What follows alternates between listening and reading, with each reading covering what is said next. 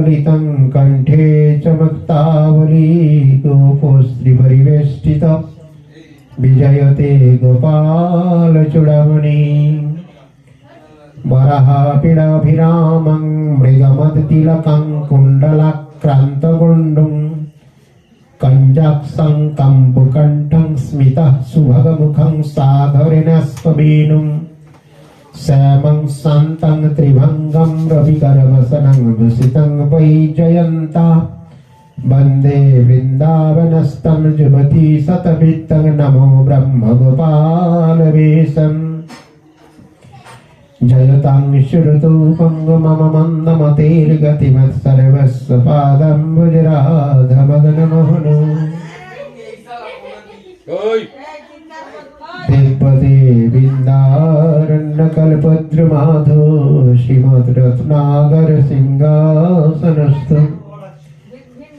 श्री श्रीराधशिलगोविन्ददेवै पुष्टिदिव्यसेव्यमानं स्मरामि श्रीमानरसरसारम्भे वंशीवटतटस्थित कर्षण वेणुसनैक गोपी गोपीनाथ श्रीहस्तेन अन्नाराधितनुनं भगवान् हरिरईश्वर जन्न विहाय गोविन्दाय प्रीतजमुनाद्रः तप्त कंचन गौरंगिनी राधे वृंदावनेश्वरी वृषभानुसुतं देवी तं प्रणमामि हरिप्रिये गोविंद नंदिनी राधे गोविंद मनमोहिनी गोविंद सर्वस्य सर्वकान्ता शिरोमणि नारायणं नमस्कृतं नरं चैव नरोत्तमं देवीं सरस्वतीं व्यासं ततो जयम् उदीरयेत् वृंदावै तुलसी देवै प्रिया वै केशवस्य च कृष्ण भक्ते पदे देवी सत्यव्रते नमो नमः वंशाकल्पतरुभ्यश्च कृपा सिन्धुभ्यः एव च पतितानां पावनेभ्यो वैष्णवेभ्यो नमो नमः सर्वत्र श्री श्री हरि गुरु वैष्णवेर अहित की कृपा भिक्षा करी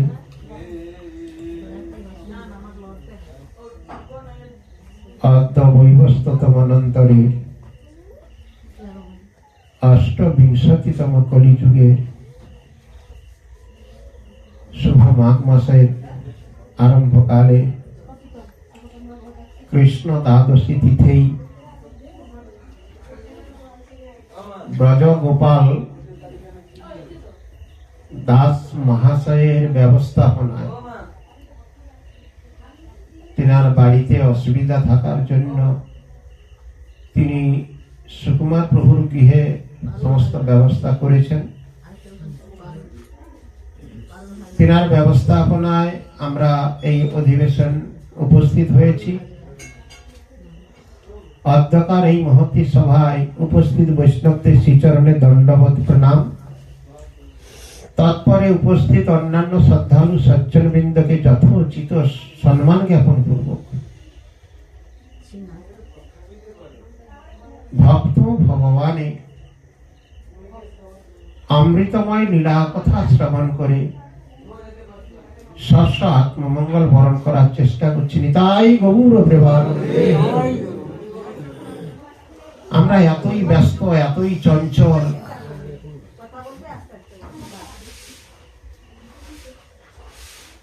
একটু হরিকথার আয়োজন হয়েছে, আমরা বড় সৌভাগ্যবান।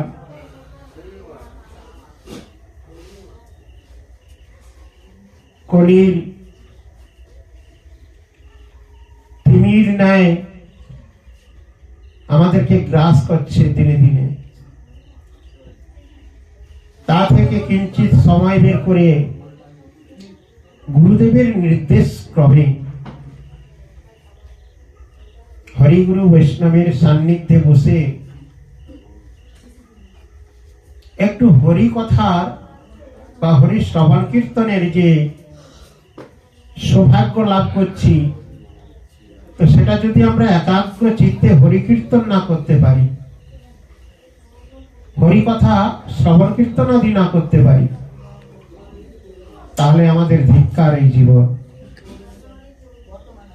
যারা হরি কথা শ্রবণ করতে ইচ্ছুক নয়, তারা দয়া করে একটু দূরে গিয়ে কথা বলুন। গুরুদেব আমাদেরকে যে শিক্ষা প্রদান করেছে, আমরা যে রূপানুগ গৌড়ীয় ধারার ভজন মার্গে প্রবেশ করেছি, গৌড়ীয় বৈষ্ণব সম্প্রদায়, ব্রহ্মমত গৌড়ীয় সম্প্রদায়ে ভক্তি সিদ্ধান্ত সরস্বতী গোস্বামী প্রভুপাদে বর্তমান পৌত্র প্রপৌত্র আদির পরিবেষ্টিত এই জগৎ। অতএব আমাদের যিনি পরম গুরুদেব, তিনি যে ব্যবস্থাপনাটা করেছেন, সেই ব্যবস্থাপনার কথা যদি আমরা হৃদয়ঙ্গম করতে পারি, কিঞ্চিত হৃদয়ে ধারণ করতে পারি, তাহলে আমরা এত বিচলিত হব না। হরিকীর্তনে এসেও আমাদের অনেকের মন বহু বিচলিত হচ্ছে।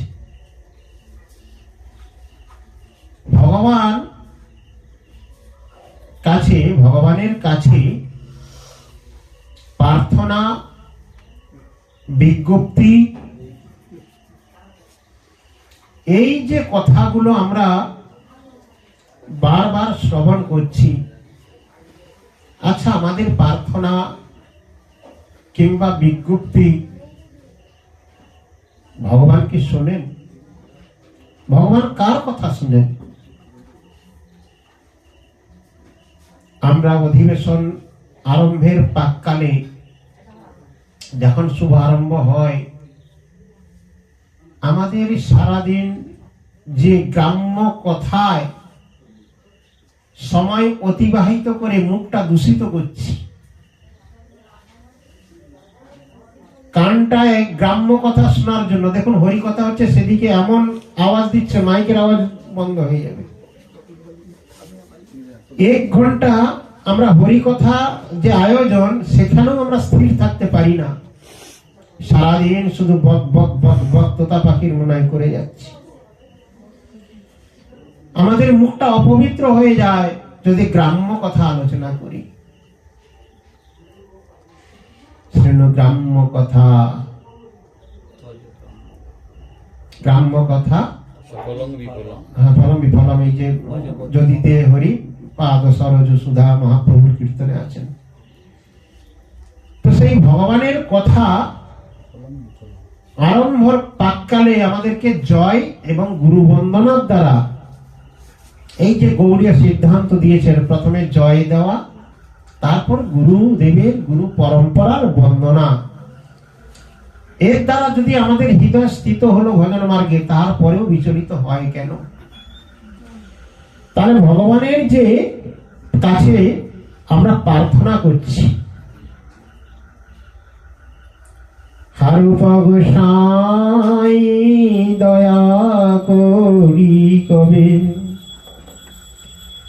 দিনে দিনে ব্রজবাসা, রাগাত্মিকা তুমি তব পদানুগ, হইতে দাসের আশা, গৌর নিতাই তোরা দুটি ভাই, পতিত জনার বন্ধু, অধমপতি দামিয়ে দুর্জন, মোরে কৃপা সিন্ধু। তাহলে যে গুরুদেব আমরা বন্দনা করার পর এটা গান করি তো, কীর্তন করি তো বিজ্ঞপ্তির স্বরে, তাহলে এর মানেটা কি? তাহলে ভগবান গুরুদেবের কাছে আমরা প্রার্থনা করছি, নিবেদন করছি। ভগবান কার প্রার্থনা শুনেন? ভগবান কার কীর্তন শুনেন? ভগবান কার নিবেদন শুনেন? কিছুক্ষণ পূর্বে কীর্তন হলো না, সরঙ্গ শরণাগতি হইবে যাহার, তাহার প্রার্থনা শুনেন শ্রী নন্দ কুমার। তাহলে ভগবান সবার কথা শুনেন। সবার বলতে কার?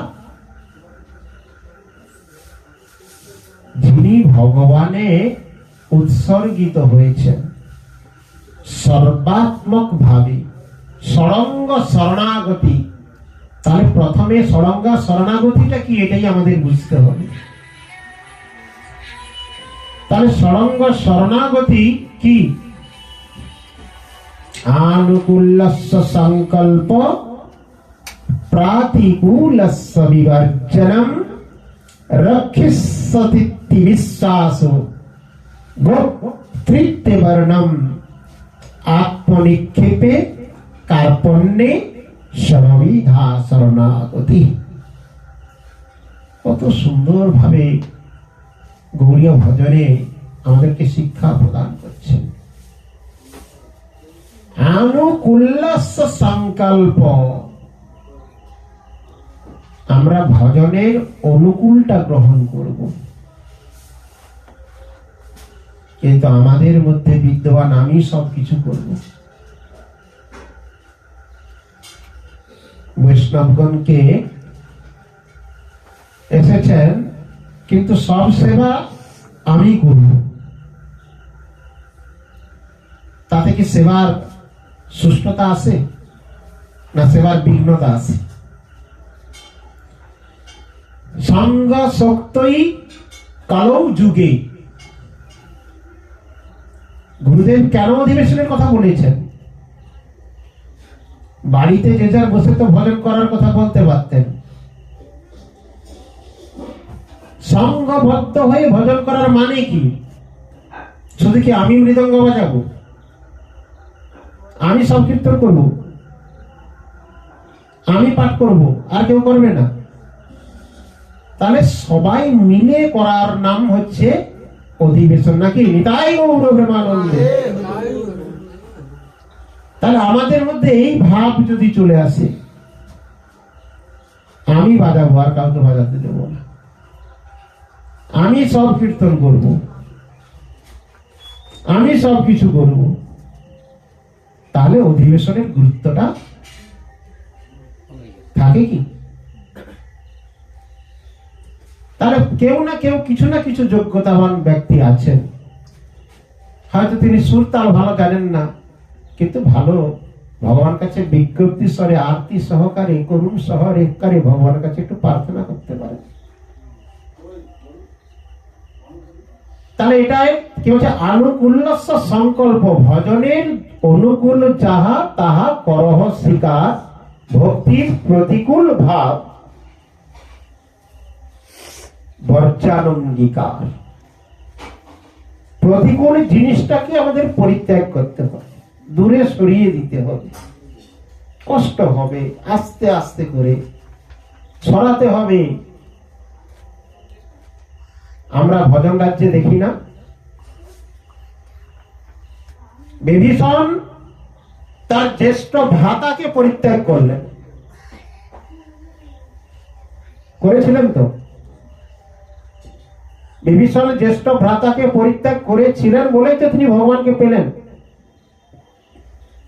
কুম্ভকর্ণ তার কাছে ধর্ম মনে হলো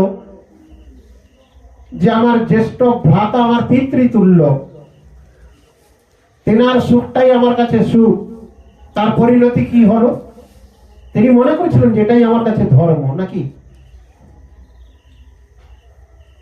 কুম্ভকর্ণ তো ধর্মজ্ঞাত ছিলেন, কিন্তু তিনি ধর্মের চয়নটা কিভাবে করলেন? নাকি ভুল বলছি কি? তাহলে তিনি তার চয়নটা করলেন কি না, আমার জ্যেষ্ঠ ভ্রাতা অধর্ম পথে গেল, তার সাথ দেওয়াটাই আমার কাছে ধর্ম। তাই তার পরিণতি কি হলো আমরা সবাই জানি। কিন্তু বিভীষণকে অনেক ঘর শত্রু বিভীষণাদি অনেক কিছু বললেও তিনি তার প্রজাগণকে রক্ষার উদ্দেশ্যে উত্তরসূরি হিসাবে তিনি আগে থেকেই জানলেন যে যার শরণ্য শরণঙ্গত মুকুন্দম পরিহিত করতুম। তুমি বিনা কার আমি লইব শরণ, আর তুমি সর্বেশ্বরেশ্বর ব্রজেন্দ্র নন্দ। অর্থাৎ সেই ভগবানের শরণাগত হয়েছিলেন বলেই তিনি রক্ষা পেলেন। তাই বলছেন ভজনের অনুকূল যাহা তাহা করহ স্বীকার। ভজনের প্রতিকূল যদি এই নিজস্ব নিকট আত্মীয় হয়ে থাকে, তার সঙ্গ পরিত্যাগ করাই শাস্ত্রীয় বিধান। তাহলে অনুকূলস্য সংকল্প প্রাতিকূলস্য বিবর্জনম। দুটো হলো শরণাগতির, দুটো ব্যাখ্যা করলাম তো। এক, আনুকূল্য সংকল্প, ভক্তির অনুকূল করহ স্বীকার। দ্বিতীয় হচ্ছে ভক্তি প্রতিকূল ভাব বর্জন অঙ্গীকার। তৃতীয় কি বলছেন?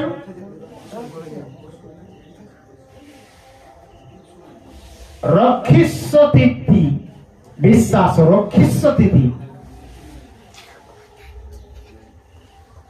দৃঢ় বিশ্বাস, তিনি আমার রক্ষাকর্তা, এ জগতে আর কেউ রক্ষাকর্তা আমার নেই। তাহলে এই দৃঢ় বিশ্বাস, বিশ্বাসটা এখানে রক্ষিষ্য তিথি বিশ্বাস, এই যে ভাষা, এই যে সুন্দরভাবে ব্যাখ্যা করেছেন,